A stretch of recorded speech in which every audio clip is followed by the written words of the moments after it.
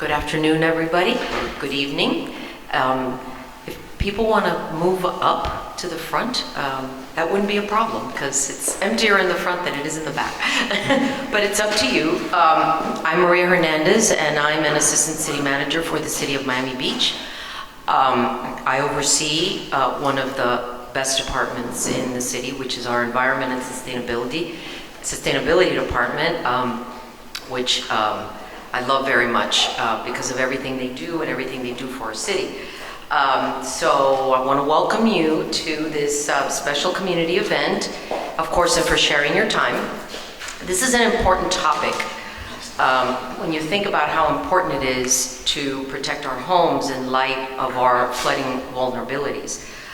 So tonight we want to talk to you about private property adaptation and ways to improve our buildings to make them more secure and more resilient to flood damage.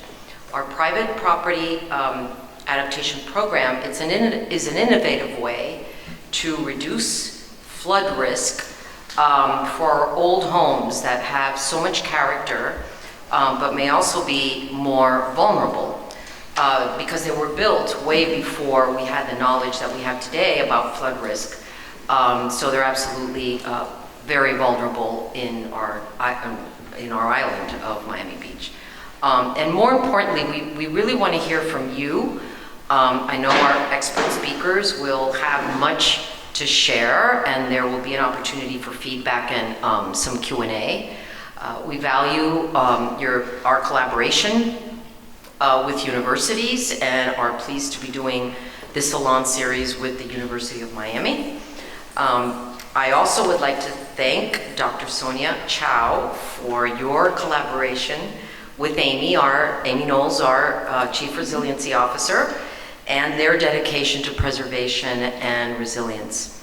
So I would also like to thank one of our commissioners who is here, Laura Dominguez. This is a topic she's very close to, and she has sponsored many items that support our resiliency and our adaptation programs.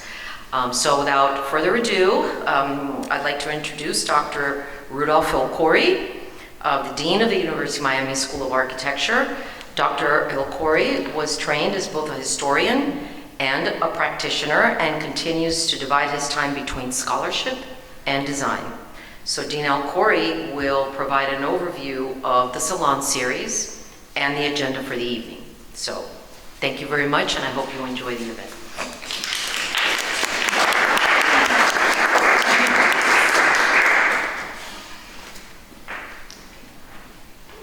Thank you for the introduction. Delighted to be here with you tonight to just say a few words about the spring term series. This initiative was Sonia Chow's idea, our Associate Dean of Research.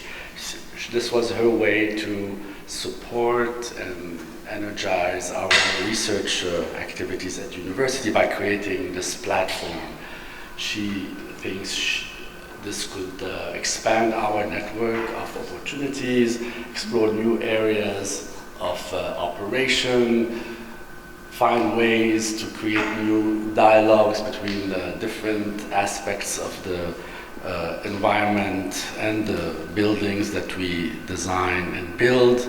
And she modeled it after the old-fashioned salon as the casual conversation in a very intimate setting, but hopefully addressing subjects that have a public and impactful resonance.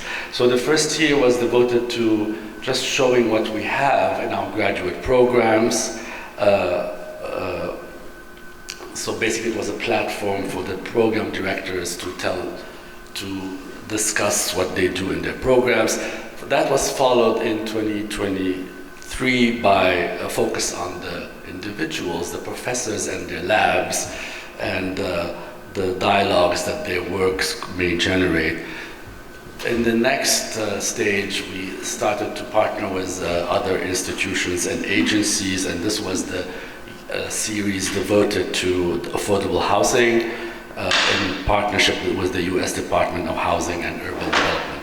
And now finally here we are working together with the City of Miami on this series. So I'd like to thank Sonia and Amy for their work in bringing this to fruition here. The partnership, but the themes explored in the series. So now I'd like to introduce the moderator, who is actually going to tell you more about the program tonight. But just I want to remind you to please stay here and talk to the panelists after the session and enjoy the finger food that we have here. So Amy is Amy Knowles currently serves as the Chief Resilience Officer and Director of Environment and Sustainability for the City of Miami Beach. In her capacity, Amy leads Miami Beach's initiatives to address climate change and enhance resilience. She has been instrumental in securing more than 48 million in resilience funding for diverse projects, from dune restoration to infrastructure improvements, as well as launching the Fight the Flood program to incentivize private property investment in resilience, our topic tonight. We are also proud to acknowledge that she is an alumna of the University of Miami School of Architecture. I now turn to Amy for the formal program. Thank you so much, Dean, and thank you everyone for being here. And I wish I was a graduate of the School of Architecture. Actually, I'm an MBA with an undergrad in environmental policy, but I love your architecture school and really kind of wish that I was. So I really want to welcome you all tonight to this important community event. You know, I think often when we think of government meetings, they might not be the most exciting and compelling meetings that you want to go to. And so we wanted to do a couple things. One, provide great information about this critical program that we should all be so proud of, but also have you hear from a panel of experts. It's not just us giving you information. It's real thought leaders in this area. It's your opportunity to engage with a university and to talk to our staff, you know, in a different way. So we encourage you to ask questions and stay afterwards. We have amazing snacks. If you're hungry, please eat. They're delicious. We already did, so don't feel bad if you'd like to get up. We want you to really enjoy. And it's my pleasure to welcome you all. I met Dr. Chow years ago, and I just want you to know how dedicated she is to resilience and to Miami Beach. She's always offered her resources, her outreach, and her knowledge of historic preservation, and how it's okay to preserve, and we can do this, and we can be resilient, that we can achieve both. And she was really one of the people that made me a believer. I'm very grateful for that. I want to talk about also how valuable Miami Beach is, and I don't have to tell people in the room here, but you know, besides being a beautiful coastal city, you know, we are the barrier island for the mainland, and we are so valuable. You know, we have over $66 billion in assessed values. We are rich in history. We have, you know, 14 historic districts, and we have a beautiful sense of place. We not only have a beach with an ocean, we have a beautiful beach that's been renourished. We have a dune system that is an incredible berm of protection that we have seen grow ever since I've been at the city. At the highest peak, it's about 18 feet. It's an average of about 10 feet. And I have to tell you, I was on the phone with an elected from Naples today who was just trying to learn how to do these things. And she was saying how when she came here 20 years ago, she remembered driving over the MacArthur and you could see the beach, and today you can't. And at first she was like, oh, but then she's like, oh, that's so great. Good for you and that protection. So we have really built resilience over time. But our average elevation on our island is only about 4.5 feet above sea level. And that's pretty low. You know, 93% of our buildings are in the FEMA special flood hazard area, meaning that as insurance is required if you have a mortgage and encouraged for all properties. So we do, you know, face some flood risk now and in the future with sea level rise. But we have done a lot in this area. We have many infrastructure plans. We have many policies, many programs. We have our resilience code, which was adopted a couple of years ago, which is our entire land use regulations code, and we're so proud of our planning team for that. We have Buoyant City, which is incredible guidelines for historic districts that Dr. Allan Shulman, you'll meet him tonight, really shepherded that for our city. And we also have a resilience and preservation pamphlet with guidelines for all different types of properties. So we have a couple of boards in the back with QR codes if you want to learn more about that, but we want you to learn more tonight as well. So first I'll introduce our panelists and then we will dig in. So first I'd like to introduce Juanita Ballesteros. She is one of my treasured colleagues and helped to develop the Fight the Flood Private Property Adaptation Program. She has a BS in Architecture from MIT and a Master of City Planning and Landscape Architecture from Berkeley. So she has a very multidisciplinary background, and that helped her shape her interest in cities, of course our city, and how we're able to respond and adapt to climate change. She's the manager, sustainability and resilience manager for the city of Miami Beach, and she focuses both on climate change mitigation as well as adaptation, thinking about our response to climate change. And on the weekends, you can find her on the beach or doing yoga here at the Botanical Gardens.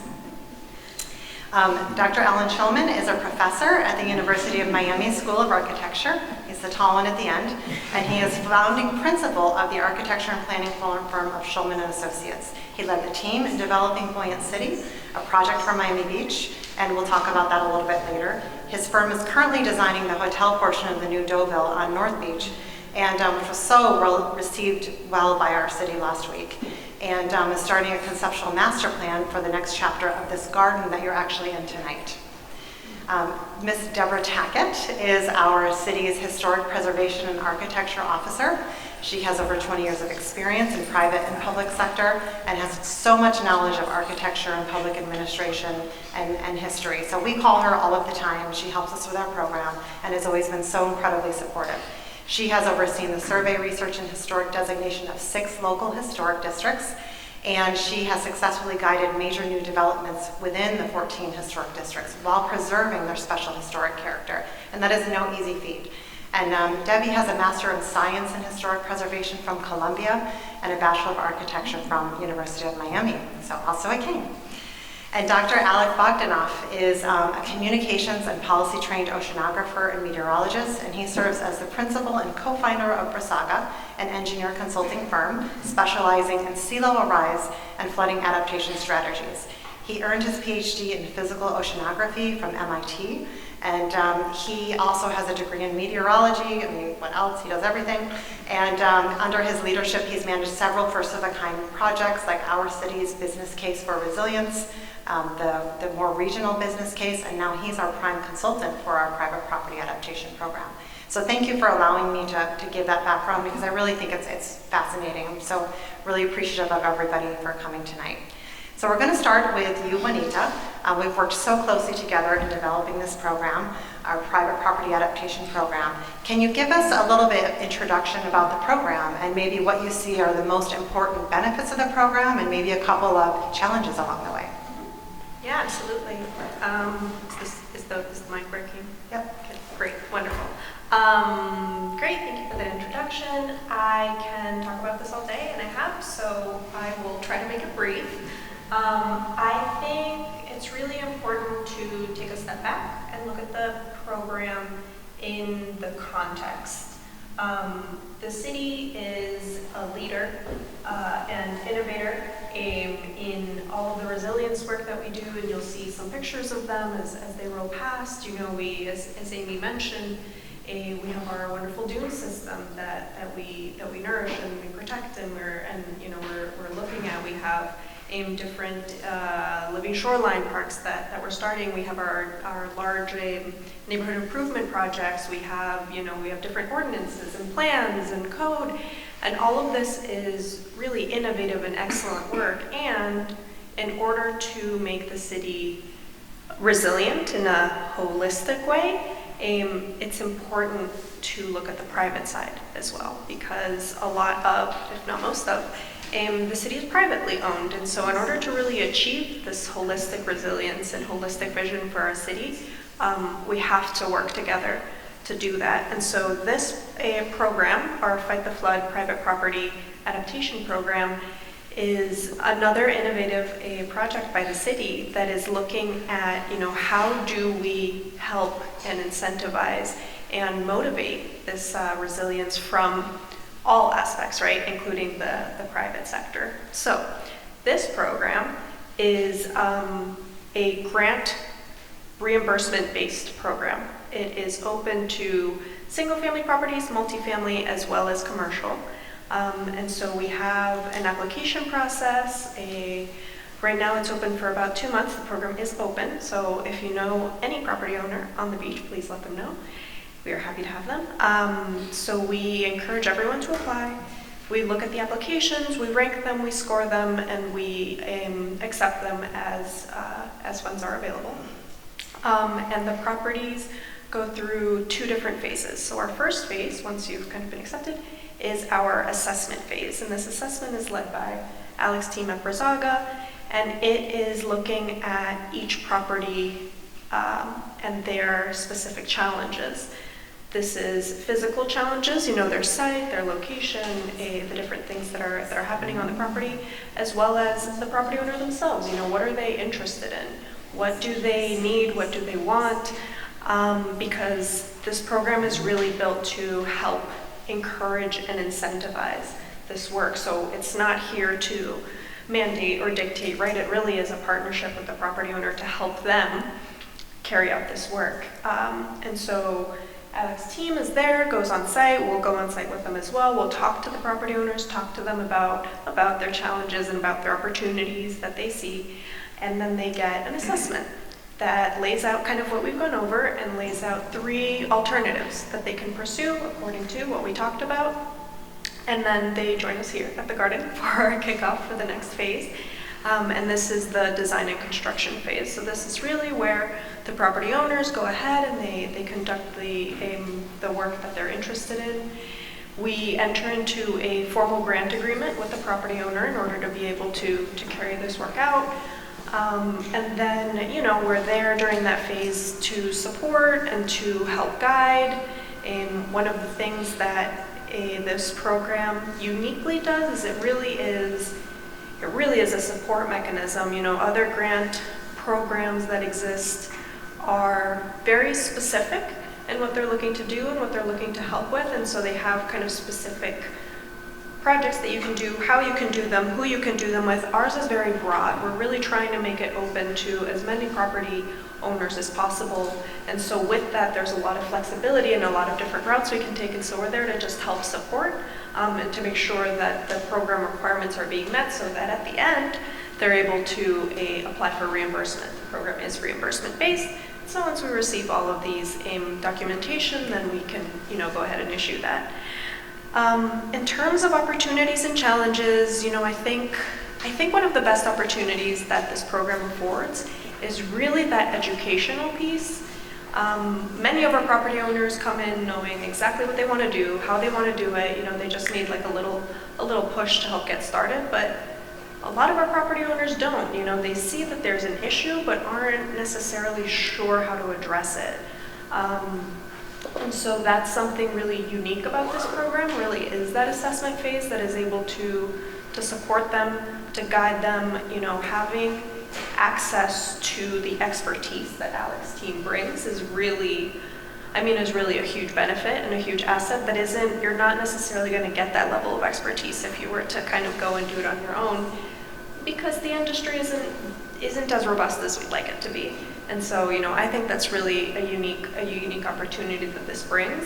And this program also serves as a model, really, for other communities that are trying to do this work. I've gone and presented this project at different local, regional, and even national groups and conferences, and people are always really interested in it. How does this work? How did you do it? They're trying to figure out, what can we do to incentivize and to help our private property. And so I really, we keep learning about it every day. We keep adjusting as needed, and are really building something that I hope can be a pilot for others to follow and to continue to build on and to better, so that we can learn from others as well.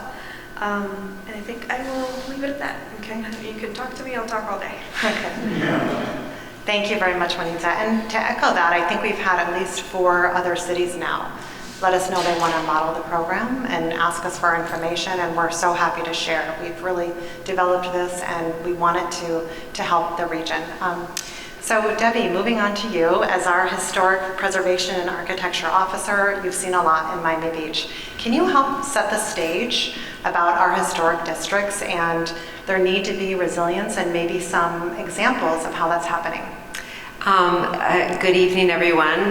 Thank you all for being here. Yes, and this is also a subject I love and could talk all day. I promise I won't.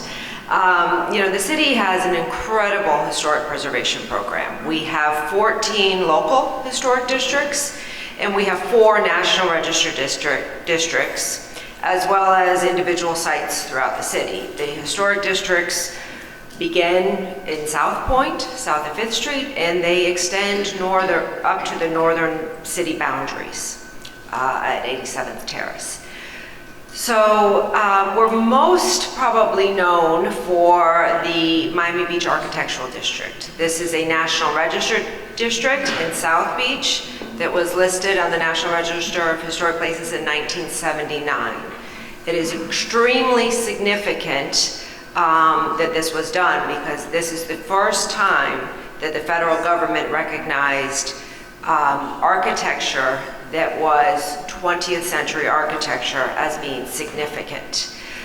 This area is commonly, all too commonly for my liking, referred to as the Art Deco district. The interesting about that, and the thing that I often fight with, is there's a perception that all of our buildings are Art Deco. And you'd be surprised how many very qualified professionals come to me with not Art Deco buildings and think that they're Art Deco. But it is part of our identity. And the interesting fact is that, yes, we have probably the largest concentration of Art Deco buildings in this country, perhaps the world. But we also have a history of respecting and honoring the evolution of architecture. We have highly significant vernacular buildings from the early 20th century. We have a collection of Mediterranean Revival buildings. We have many later derivation of Art Deco, which is the streamlined modern, as well as a significant collection of post-war modern architecture. I think the long tradition of respecting and allowing new architecture to occur since our inception presents a really unique and exciting opportunity, because the city of Miami Beach has never been a frozen in time museum city. We're more of a living museum where things change and grow and adapt.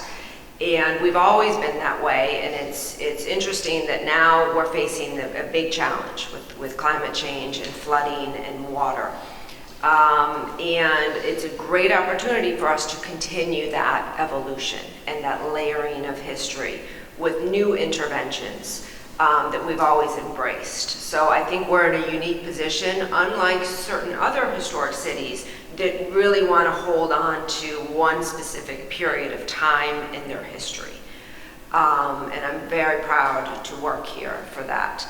There are significant challenges. We have just our unique geography, being a series. Most people don't even know that we're a series of, I think, 27 barrier islands.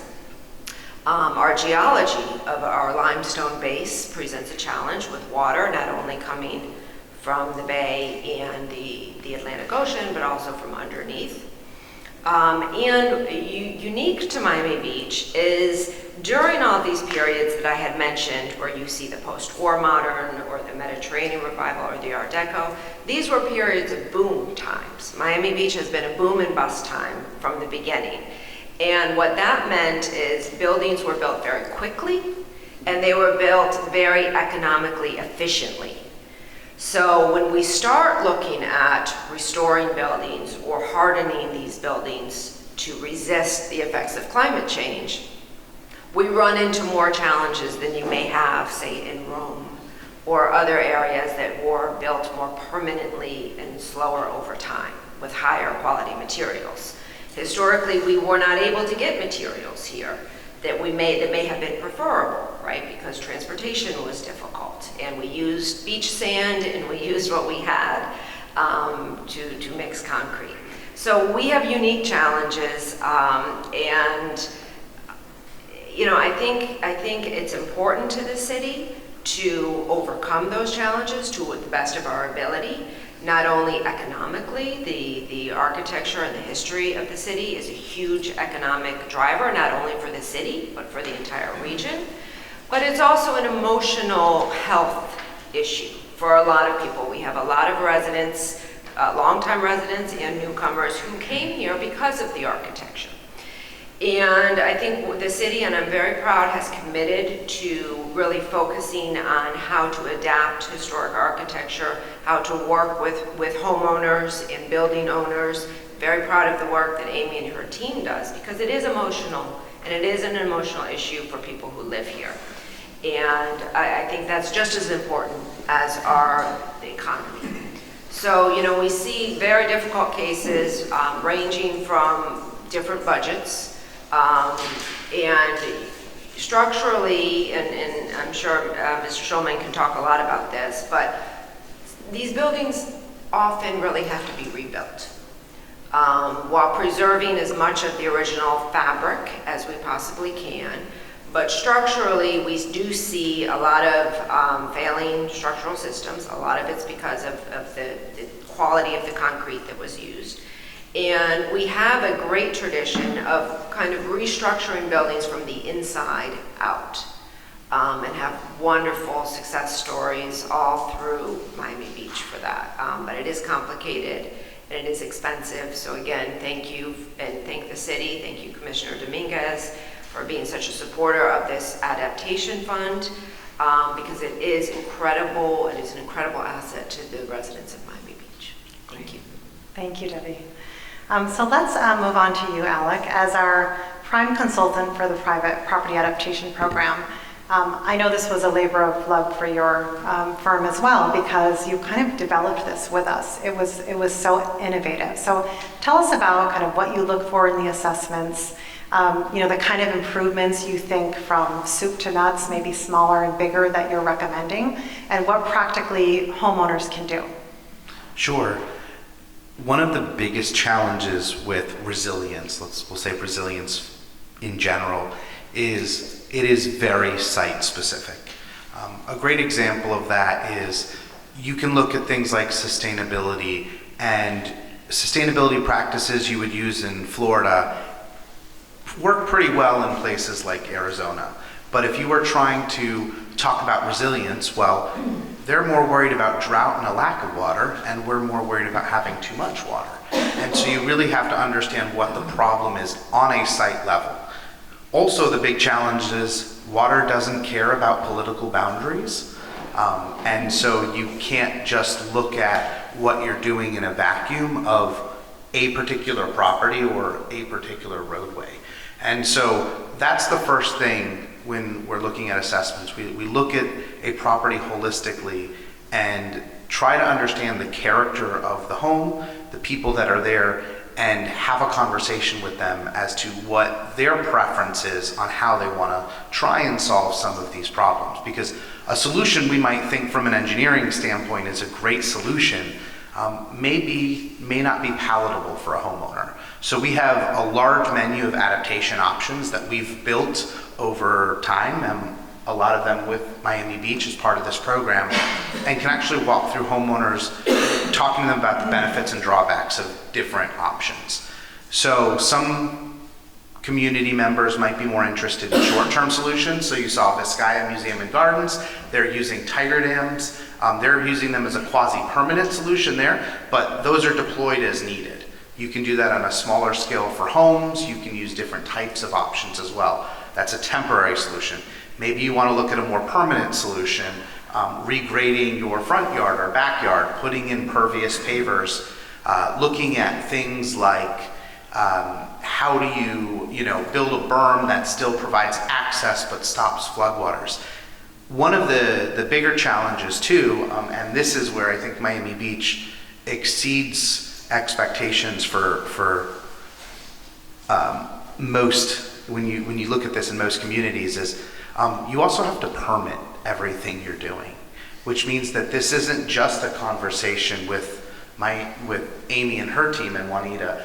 It's a conversation with the city more broadly, and I think one of the biggest successes of this program is that it hasn't just been one department. It has been a citywide effort on how to move things forward, and talking with the experts who do this day in and day out and say, do you think this option would work as well?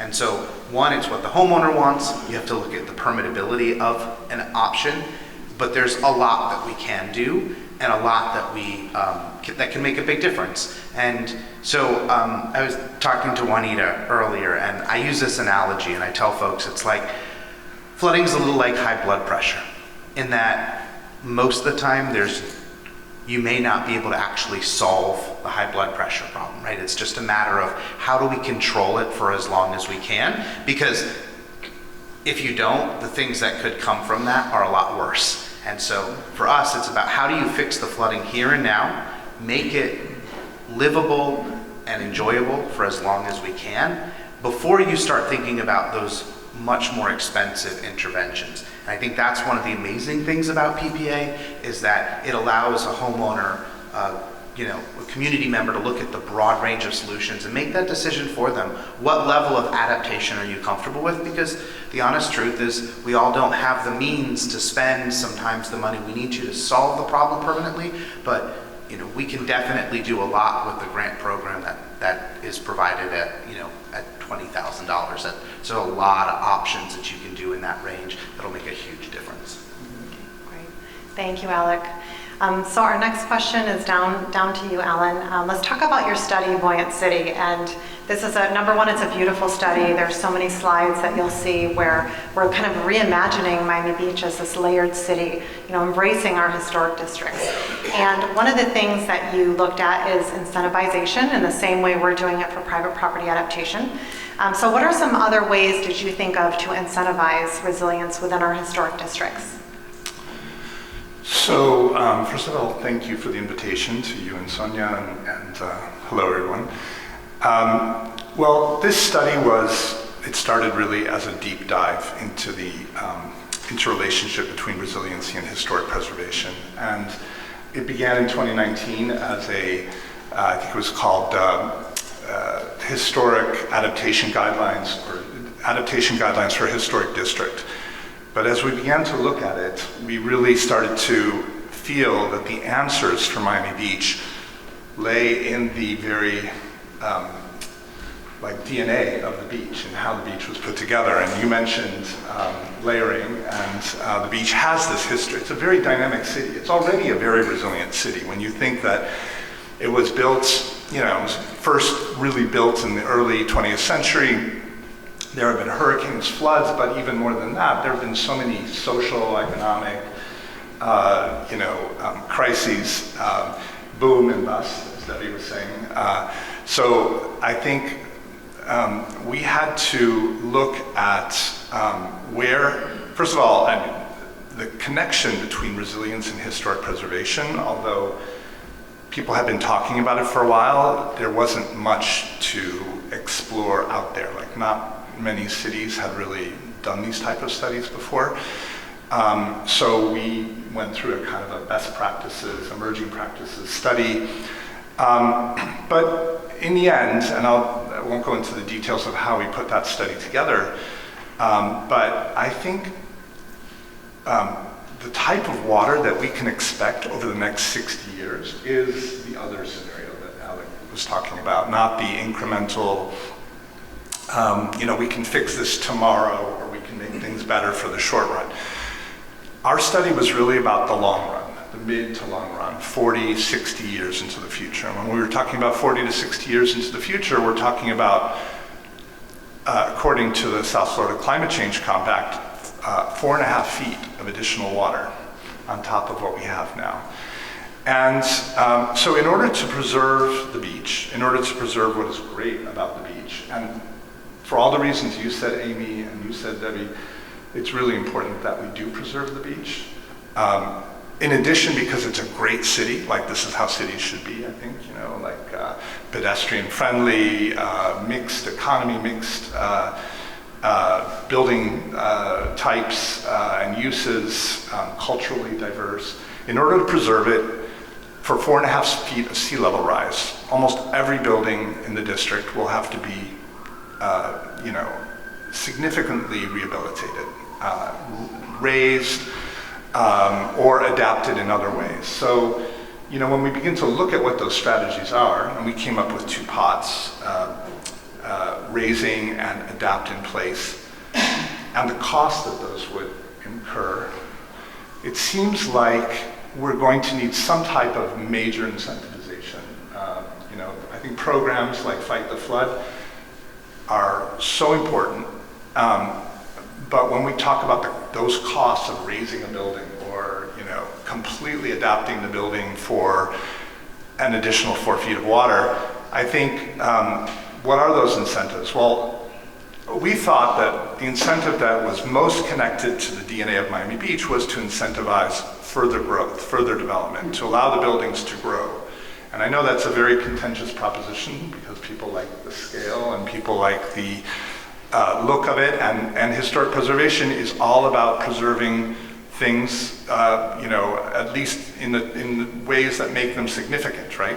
So what would this city look like if we raised it, or if we adapted the buildings, But I think it's really important that we do that, and I think perhaps unleashing some development incentives could be the way to do it. I mean, being an architect working in the city of Miami Beach for many years now, I think development rights are a very large incentive. They tend to motivate developers. It's very important that that property owners and developers be proactive. Like the cost of doing anything before a storm or a flood is still significant. As expensive as it might be, it's still significantly less expensive than responding afterward, right? So with all that in mind, some of the incentives might be allowing the buildings to grow in place. Others might be transfer of development rights.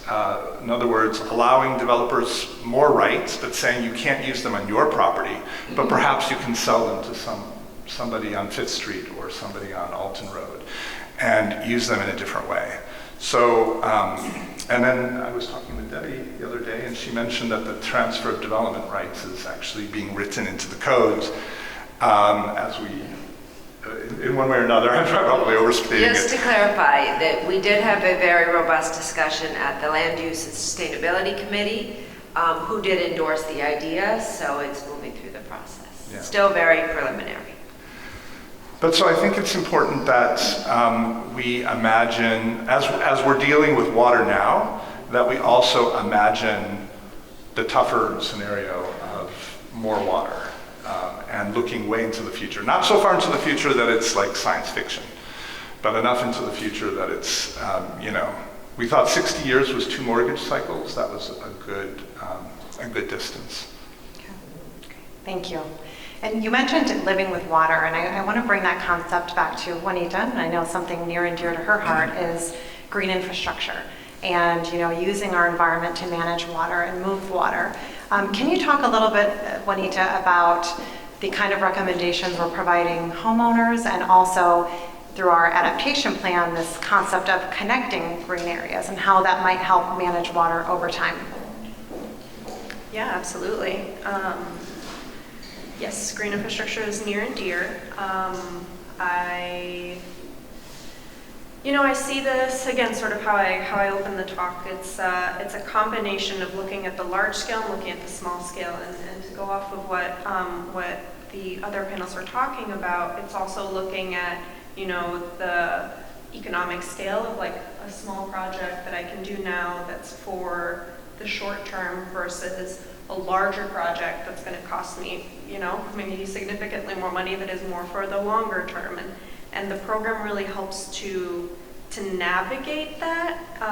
And so I think, incorporating that, we incorporate that into the program. We incorporate that, Amy alluded to our adaptation program, which is, if you joined us at the last Salon, we went over that and had that conversation, and for those of you that weren't there, right now we are working on finalizing finally, our adaptation plan that's looking at the long term of the city and its infrastructure and its land and its, there are many different categories, but looking at how do we adapt the city into this long term. There are so many different options, there are so many different paths that we can take.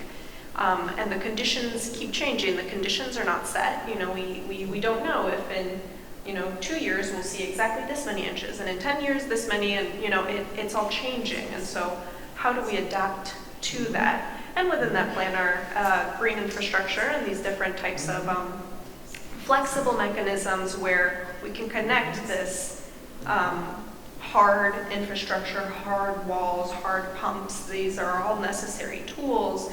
And how do we integrate this, what I think of as like a softening, right? How do we integrate this greenery? How do we integrate more permeable surfaces, more permeable pavement, more rain gardens, more of this softening, more of the types of parks that I was alluding to earlier with the living shoreline. These are mechanisms that I describe them as soft because they can more easily adapt to and weather the changes that hard infrastructure cannot. Hard infrastructure is designed for a certain storm in a certain condition, and it's literally hard because it's placed there and it's hard and it doesn't adapt. The soft infrastructure helps to, I guess, blend the two. And so we can apply that at a large scale, at city projects, at shorelines, at this, and at a smaller scale for the individual property. So some of the projects that we've been seeing, as I sort of mentioned, is permeable pavers. That's one of our most common projects so far. I think it's at a scale that people understand and that people see. And it helps, again, it's how much, right? What are the conditions? The impossible question of how much flooding is too much flooding, right? And so the permeable pavers are going to help with a certain condition. There are also rain gardens that you can do. There's also, there's all sorts of systems that you can create to manage the rainfall, to be able to use these softer mechanisms in a way that will be responsive to certain types of conditions. So rain garden, for instance, is a depressed condition, and it is built up with enough gravel and the pipe and the whatnot, and plants that are water tolerant, where the water can come in, it can stay in maybe for a little bit, and then slowly is released out. And these plants function under both conditions, and so you have this, probably more beautiful, to me at least, a piece of infrastructure that's going to be better than, say, a pump, and it's on your property. And so, it provides these other benefits as well, these other types of social benefits, these other types of environmental benefits. It's going to help with the water quality, to reduce the pollutant load. It has all of these other benefits, and that's why they're my favorite, because they serve all of these different conditions, in addition to, the simple fact of it being more beautiful. I'm a resident here in the city. I walk around, I ride my bike, and so for me, creating that type of urban fabric, creating those types of conditions, creating something that's pleasant, that's green, that's beautiful, that's going to help, right? That's going to support, that's going to be a little bit more adaptable to these changing conditions, is something that I'm really excited to do through this program and through kind of my literature work to help the city move in that direction. Thank you. So my next question is for you, Debbie. You've seen some really cool projects come through Miami Beach. And I know that homeowners want to do projects that they can build upon and they're not going to waste money.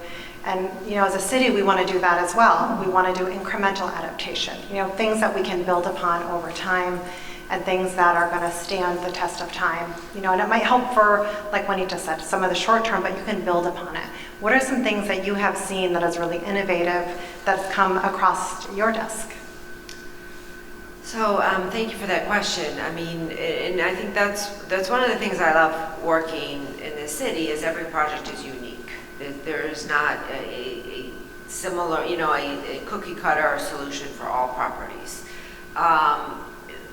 We've seen some significant attempts and successes at resiliency. We have seen applications for actually moving and raising buildings. I don't think we see as much as we would like. With very large budget projects, we have, there's a success story of a Mediterranean revival home that's just south of 5th Street on Michigan that was recently moved from the rear on the alley of the property toward Michigan Avenue. It's part of a much larger project. It's part of a huge, very well-financed new office building that you can see when you're driving over the causeway. And I think with these very large budget projects, we're able to really compel developers to think for the longer run. On smaller projects, we've had a lot of challenges. I think, with single-family homes especially, there are concerns about the uncertainty of whether or not this type of intervention can be done successfully. There's also significant budget concerns with a lot of smaller projects. So more often what we see is more of the traditional adaptation, where yes, we have a Florida building code, and that the roof needs to be redone to meet the wind loads. The windows need to be removed and replaced with impact windows. A certain level of floodproofing needs to be integrated into new projects. But really, for quite some time now, we have had challenges working with the private development community to do more extreme, longer-term type interventions on their property. So I'm hoping that will change. I think part of it is we, unlike certain areas of the country that have a tradition and a industry of these moving and lifting buildings, we haven't seen that industry kind of pick up in Miami Beach. We don't have, contractor companies coming here saying we can do this, look at all the work, and I think there is some hesitation for a lot of people, but one of the most incredible projects, love it or hate it, that's happening right now, you have to hold your breath every time you drive by, is the Versailles at 34th and Collins. That is a massive restructuring of the building. The walls, when the project is completed, will not be structural walls. It is a skeleton right now, and all of the new structure is going within the building. The building is going to be restored. But those types of projects with very well-financed, high budgets are incredible. And regardless of that they're not lifting the building, we know those buildings will last much longer than buildings that don't have that structural reinforcement. Thank you. And I wanted to know also that Miami-Dade County as a whole, and I think Southeast Florida, has not seen home elevation. So it's not really unique just to Miami Beach. It's not an industry that has really, I think, matured here. My next question is for Alec. You said something yesterday that the first inch of flooding is the most expensive inch of flooding. Can you talk a little bit about what homeowners can do to keep just even that first inch of water just sort of out of their homes? Sure. And I do want to, it's interesting you made a comment about just the interventions we see for flooding. One of the biggest things is we talk about developers, but we also need to remember that the architects design the building, and so often architects circle something and say flood barriers here, and don't define what options there are. And so when they go out and the contractor specs it, there's generally one or two types of flood barriers that they've installed before, and that's what they do. And so there are huge opportunities within the architecture community like this salon to educate folks on the other types of interventions that can be really successful. And it is true that once you get water in your house, that first inch, that's when you're gonna start having to redo all your floors. Sometimes you gotta do baseboards, drywall. It does get obviously incrementally expensive, but that is a very, very painful first. A little bit of flooding can cause a lot of problems. I tell folks all the time, do whatever you can to keep water out of your home. And that means if you know, hey, I have water that comes through this particular location, come up with a plan to make sure it doesn't. So sandbags work, right? There are off-the-shelf barriers now that you can buy to go in front of doors that are in the hundreds of dollars and instead of thousands. They are designed for homeowners. And then you all have probably seen them on television or your Apple TV. Flex Seal is a product you can buy off the shelf. And what's pretty incredible is, it started as this product that they wanted to sell for waterproofing on top of homes, and they showed people, in boats, but they've actually used it in floods, and they have shown that you can flood-proof sliding glass doors with that. What's important to know is you need to, if you're doing a small amount of flooding, that's fine. Once you get over a certain amount, you got to start thinking about the structural integrity of a building, right? Because the windows, all of these things aren't designed to hold back that much flooding. And so if you're looking at an inch, maybe a foot, it's not going to be an issue. When you're talking about a couple feet of water, that's a lot of weight. Water weighs 1,000 times more than air. So even if you have wind that is howling, right, water doesn't need to move fast to cause a lot of damage. And so it's really important to think about how much protection you're going to offer. But again, if you are prone to flooding, there are a lot of little things you can do to prepare. We've talked to folks about building what we call flood courtyards around different things. Maybe you don't want to worry about sandbags, but you can actually structurally design little flood walls and things like that that'll protect areas that are prone to flooding. So those are little things you can do now to really kind of make sure that that first inch doesn't happen.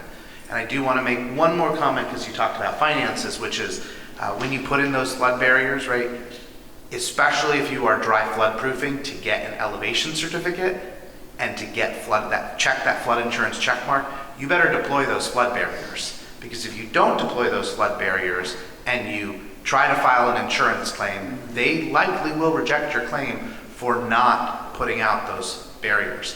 And this is a conversation we have with the private sector all the time.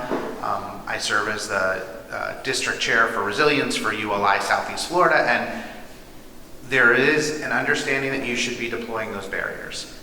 And so it's important to, again, think about a broad range of interventions. Yes, we don't elevate homes in Florida, and one of the reasons is because we have slab-on-grade homes. They're really hard to elevate.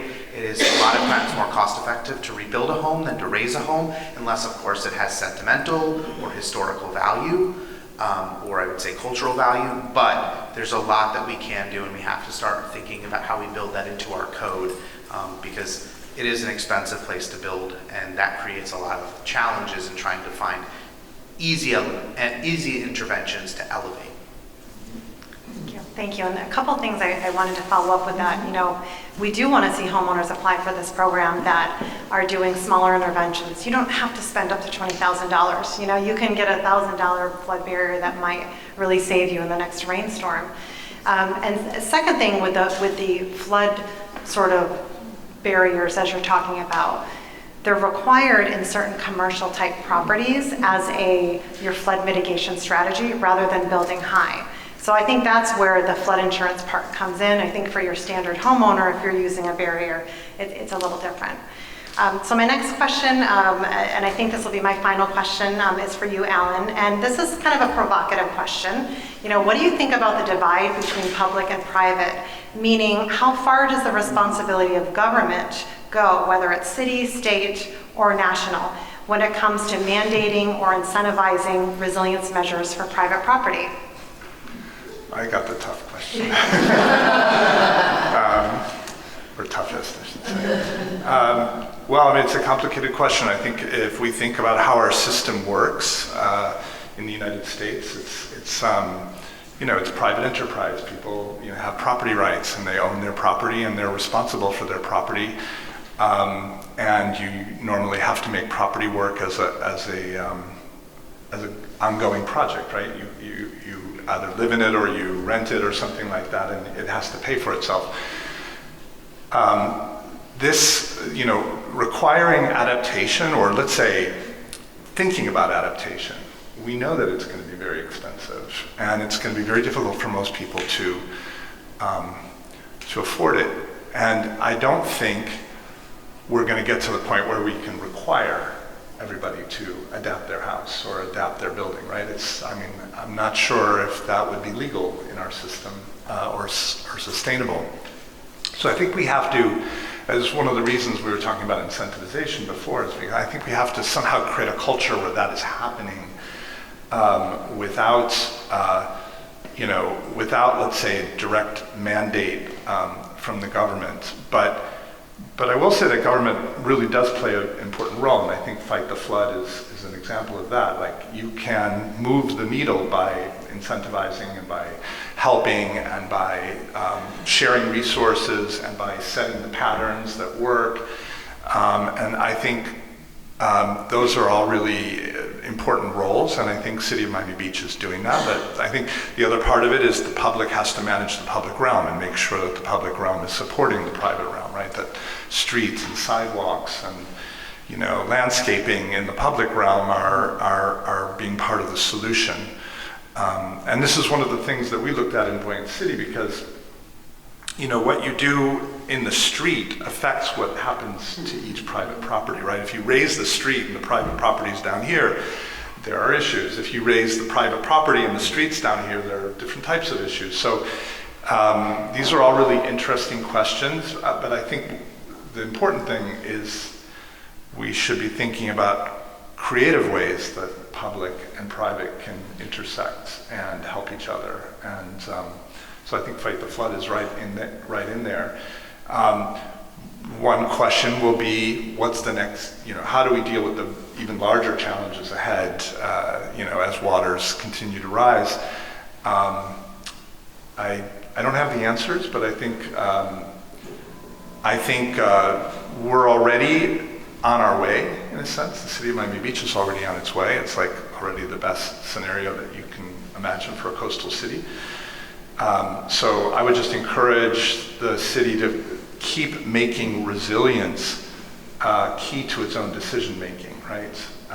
And also, one other thing, to think about the effects that resilience is going to have on the rest of the community. Like, the cost of doing resilience, of doing adaptations, is high enough that it's probably going to change the social fabric of the city. I mean, it's hard to imagine, and I think the city has to work against that, has to work to maintain the social fabric of the city, to make sure that there's affordable housing here for everybody. And so, again, I'm not sure how that's done. Is it mandates? Is it, as it exists in some cities, like New York City, to have a mix of affordable housing? But I think or is it incentivized? But I think we should think about those secondary effects as well. Great, thank you. So we're going to open the floor up for some questions. We'll do some Q&A, and Dr. Chow will kind of wrap us up for the night after that, but then we would love for you to stay and mingle, and you can ask any of us questions as well and talk to each other. So do we have any questions from the audience? Don't be shy. Okay, go right ahead, sir. Hi, I have a question about the wisdom of the cost effectiveness in this BPA program. This is the scale of $1 million, grants for individual homeowners on the scale of up to $20,000 per, which, as you mentioned, like, stopping that first inch of flooding can pay for itself, of course. But when you look at the larger term scale, like, does it make sense to try and put the Band-Aids on what we think will be a gap that will continue to open up in the longer term? Is it worth small little patches, or should we be saving up our money and our thinking and our efforts for the bigger lifts to come? So that's an interesting question. Would anyone like to take that one? I'll start, and then I think we often think of adaptation if we're going to get a blank map and we get to draw our future. But that's not what we're getting. We're getting a map that is completely full that we have to figure out how to change. And what that means is it's not an either or, it's an and. We have to do those little interventions while we're figuring out how to do those big interventions. And I think Miami Beach is a perfect example of that, right? We're having a conversation today about private infrastructure being adapted. Meanwhile, the city has an entire public program that's probably one of the most robust adaptation programs in the world. And so that, it has to happen together. And so if you look at, you want to say from a cost effectiveness, right? One of the first things Miami Beach did when they decided, okay, we're raising roads, is they asked, is this cost effective? Yes, it is. Is raising a home, elevating a home cost effective? It absolutely is. These things pay for themselves over time, very quickly. And oftentimes when we look at cost benefit, we're only looking at tangibles. We're looking at avoided damages. Very infrequently are we looking at, well, how much does it cost when you have to take time off of work because now you have to fix a flooded home, the stress that that creates on a family, the long-term social implications of that as well. These are huge economic decisions, and we have to do all of the above. I always tell people, this is an E, all of the above. You better try it, because we're dealing with a problem the likes of which humanity has never faced, which means this isn't going to be a clean process in the sense that we know the answer because we've done it 100 times before. We're going to have to really try everything. Yeah, I totally agree, and I would just add that I'm a really strong believer in incrementalism, and I think it's a mistake to try to think that we have to jump forward, multiple dimensions, quantum dimensions to understand, what to do next. I mean, if we do that, we're probably not going to do anything. So I think we keep moving with the challenge, and we think big, but we work locally and small, and we make everything better step by step. Thank you. And I'd also like to add, we're a resilient city. And I don't just say that, we actually are one of the 100 resilient cities in the world. And we have a resilience strategy that we developed with the Rockefeller Foundation. And it's here it's very associated with flooding and infrastructure and climate. But being a resilient city actually means that your fabric and your redundancy and your social systems are so strong that you can handle and bounce back from any shock and stress. And that's really what we're trying to do here. It's so much more than just climate, or just flooding. And so how do you calculate the benefits of that? Dr. Chow. So I just wanted to piggyback on some of the comments. When I talk to my students about this, I try to give them an example in real life that they can perhaps relate to. And I say, if you walked into your doctor's office and had some assessments done, some tests done, and the doctor comes back and says to you, unfortunately, you have cancer. Now, would you sit there and say to that doctor, I'm feeling kind of okay, so maybe I don't have to deal with this right now. I'll get back to you when I'm actually feeling something. Would you do that? Or would you say, how do I get started? Right? And you may not know what that longer-term trajectory looks like for you, and neither do any of our public officials or our private practitioners, but that doesn't mean we shouldn't start the process of trying to get better, right? And making our cities as healthy as possible for as long as possible. So I hope that helps. Additional question on the back, Johan. I wanted to bring us back to the funding question, and I appreciate the mention of TDR. I think short-term funding is easier if we can manage to pull off a TDR proposal, possibly in the context of a Washington Avenue sustainable additional residential development. Then we can address those short-term solutions. But I think long-term, not to get into the sci-fi, but looking at the handout today, at 2 feet, that water is up to the South Shore Community Center and up into my block, right? At 4 feet, the whole historic district is gone, right? I think long-term, we have to think about how to get those billions of dollars. I think I heard somebody ask before, how much is it going to cost? Probably $1 billion minimum to do Flamingo Park neighborhood improvement project. Something like $750 million apparently to do suspended pavement systems and new trees, additional trees, right? And that, I think, is the real challenge for us at this point in time with the current and likely future federal budgetary realities. And so I would put that to you. A, how do we further the TDR immediate funding kind of discussion, which is maybe less important to talk about right now since it's moving forward, but how do we replace the anticipated billions of federal dollars that would be needed for that almost sci-fi, but not, judging by that 2 feet, elevation of an historic district, which, to bring it back again, is the primary economic driver, not just Miami Beach to Southeast Florida, right? Do we go for foundation money? Do we develop new funding mechanisms? Do we suggest to luxury properties that they foot the bill? I invite you all to comment on that. Thank you. Yeah. So the first thing I'd say, and I know you've been very involved with this as well, is it can't just be the city of Miami Beach. You know, we know the Army Corps of Engineers has a back bay study, and we've all been very involved in that. And through our advocacy, they very much focused on elevating or potentially providing monies if and when they're authorized to elevate homes in Flamingo. And so that would be paid for by the federal government. It's still going to have to be voluntary. People have to want to elevate their homes and do all of those protections. But I also think there's other opportunities, you know, as well. Yeah.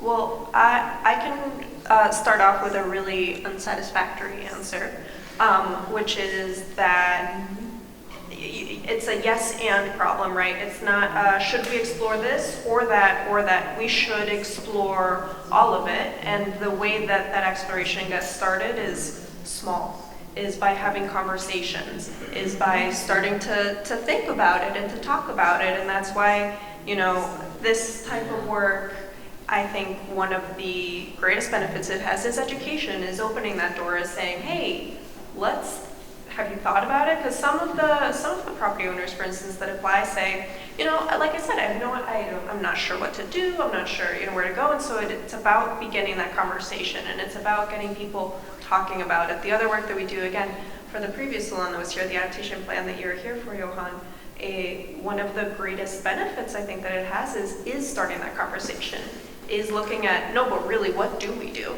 And laying out different options so that we can start to talk about it. And that's going to take a long time, right? And so the thing that we can do is start, right? And so I think that that's what we're doing. Thank you. Allan? Yeah, not to answer your question with another question, but like there are examples in history where whole cities have been razed. I think it would be more than $1 billion, actually. Yeah, I'm working on a building right now that's probably a 300 million. You know, it's like, so I think it's going to be multiple billions of dollars. But Galveston flooded at I think it was beginning of the 20th century or end of the 19th century. Chicago flooded. In both cases, the whole city was razed. A very dramatic scenario. I don't know how those were financed or directed or coordinated, or who, you know, had whose impulse it was to do that. But I think it might be interesting in looking at that more. Any additional questions? Amy, I just want to. Oh, yes, sir. Really, sorry. I think we often try to think about a problem 30 years from now in the context of today and today's technology as well. I am a bit of, hey, there's really cool things that are happening now, like 3D printing of seawalls that 5 years ago weren't happening. I talked to a developer that is opening a 3D printing of houses, and they think they can reduce the cost of a house to the shell 25% of what it costs to lay CMU block, right? So a lot of the things, we're going to need a lot of redevelopment, and it's going to take a huge effort, but we also have to think about it not just in the context of today's technology and today's dollars, but what we could potentially look at doing in the future. These are we have to fix the problems we're dealing with now, and if we can redevelop, that's great. The other thing, we talked about public-private partnerships a lot today. When we put these adaptation numbers out there, very often, they are not majority public sector. It falls a lot on the private sector, and in every economic study I've done, I always put this caveat, and it's a really hard one for people to kind of understand when it happens, but a lot of the dollars would happen anyway. The redevelopment we need, you would see in a normal cycle of a city as a growing and evolving being. It's just that we call it adaptation dollars, but it's really just things that we know we're gonna have to do anyway. And so we get big numbers on it, but then I would pose the question, okay, it's $1 billion. How much of that would have happened even if sea level rise wasn't in consideration? Probably quite a bit. And so there's a lot of money that is going to need to be spent, but there would have been a lot of money that was spent anyway. So let's figure out how to make sure those dollars are resilient as possible. That's the really important part of this, is that the money we spend today is resilient money. And thank you, Alec, and I'm going to steal that in all of my future talks. A very good point. So now I'd like to welcome Dr. Sonia Chow up to just sort of wrap us up. Before I do that, I have to thank some people that really helped tonight. Rolando Martinez, thank you.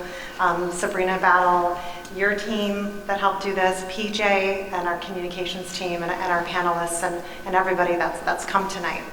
So, Dr. Chow? Thank you. This was, I think, we'd all agree, a very interesting conversation for us, and I hope you all feel like you learned something that will be useful to you as private property owners and or as students or practitioners. I would like to start by expressing my sincere thanks to my partner in crime, because Amy has been just that. She's been a great partner throughout this event, and I thank you for having accepted this challenge and for working with me. I thank you for coming to Miami Beach. Well, we were happy to do that. She has, as she just mentioned, an incredible team behind her. Sabrina and PJ and Juanita, who's up here, as well as Rolando, who's just jumping back and forth.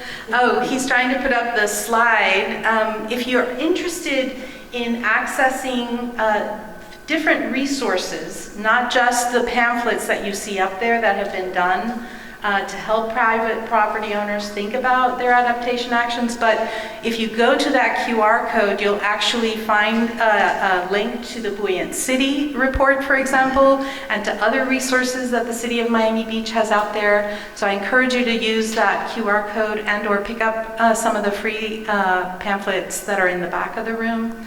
Thank you, Rolando, for doing that. I should also, of course, thank our other team members at the School of Architecture, starting with Nora Gay Baton, as well as Nabanita and Crystal that I see in the back of the room, our student ambassadors, and of course Dean el-Khoury for his consistent support of this initiative. I'm also very thankful to Maria Hernandez for her role in supporting this. Thank you very much, as the Assistant City Manager, and being here to support this initiative. I'm very thankful for your taking your time to do that. It means a lot to us. And I do hope that this is just yet another opportunity for us to continue our long standing collaboration, where we can think about different ways in which we as a university can continue to partner with you in creative ways to keep thinking about these issues. And so thank you for those past opportunities, and I look forward to future ones as well. I should say that I want to encourage all of you to remain behind, please, and continue your conversations with our panelists. That's part of the sort of way that the Salon works, is that you actually do that. And so they're looking forward to having conversations with you and continuing the conversations. And finally, I would like to invite all of you to attend our forthcoming Salon series in the spring of 2026. And on that occasion, I will have the honor of partnering up with my colleague at the University of Miami's Rosenstiel School of Marine and Atmospheric Sciences, Associate Dean Dr. Brian House, who's also the chair for the Department of Ocean Sciences and the director of the Sustain facility that you may all know about. He and I will be crafting or curating another series that will be focused on nature-based solutions for coastal resilience. I think that will be a very exciting opportunity for us to think about this concept of the urban terroir that I speak to my students about, how we assess our vulnerabilities and how we can really take advantage of these natural resources that we have by sometimes enhancing them, sometimes bringing them back, and use them to better protect our cities in general. So please do come back. I think that we will have a very interdisciplinary approach to that series as well, and that will allow us to explore sort of cutting-edge approaches, if you will, to examining those green, blue, or green-gray opportunities for coastal resilience. For those of you that did sign up for the CEUs, please remember to sign out at the back of the room before you go. And if you're interested in the recordings, as you can see, we're recording the event. This event and all the others that preceded it, you heard about our prior Salon series. They're all available at the School of Architecture's webpage for the research webpage, and the City of Miami Beach will also have them up there in the short term. So we hope that you'll have a chance to go back and revisit some of the things that you heard here this evening. So thanks again for being with us. Thank you again, Amy, and all of your team. It's been a real pleasure working with you. And please stay behind and enjoy the evening with us. Thank you.